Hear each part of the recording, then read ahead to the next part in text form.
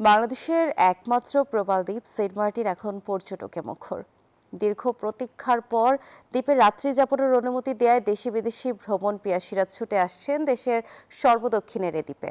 এ বিষয়ে আরো খবর জানাতে সেন্ট মার্টিন থেকে যুক্ত হচ্ছেন সহকর্মী ইরফানুল হাসান। ইরফান, আপনার কাছে জানতে চাই যে সেন্ট মার্টিন এখন পর্যটকদের আনাগোনা কতটা দেখছেন?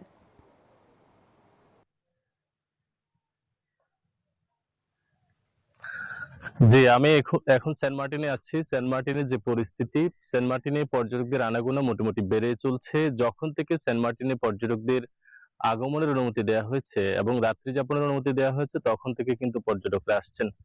নভেম্বর থেকে সেন্ট মার্টিনে পর্যটকদের আসার অনুমতি থাকলেও এখানে পর্যটকরা তখন আসেনি, তখন জাহাজ চলাচল বন্ধ ছিল, কারণ রাত্রি যাপনের অনুমতি ছিল না।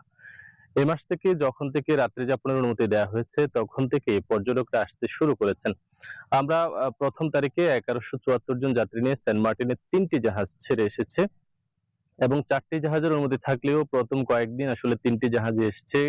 গত শুক্রবার থেকেই মূলত ৪ টি জাহাজ সেন্ট মার্টিনে আসতে শুরু করেছে এবং ২,০০০ পর্যটক সেন্ট মার্টিনে রাত্রি যাপন করার অনুমতি থাকলেও এখন পর্যন্ত ২,০০০ পর্যটকের কোটাই পূরণ হয়নি।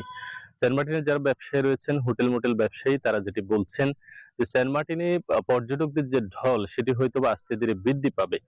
তবে পর্যটকদের আগমনকে কেন্দ্র করে ইতিমধ্যে সেন্ট মার্টিনে যে সমস্ত হোটেল, মোটেল, রেস্টুরেন্ট সহ যে সমস্ত পর্যটন বান্ধব ব্যবসা প্রতিষ্ঠান রয়েছে, সেখানে একেবারে প্রাণচাঞ্চল্য বিরাজ করছে, রঙিন সাজে সেজে উঠছে।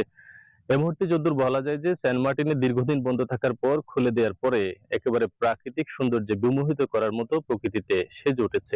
এই ছিল সেন্ট মার্টিন থেকে পর্যটনের সবশেষ খবরাখবর। অসংখ্য ধন্যবাদ ইরফান আপনাকে।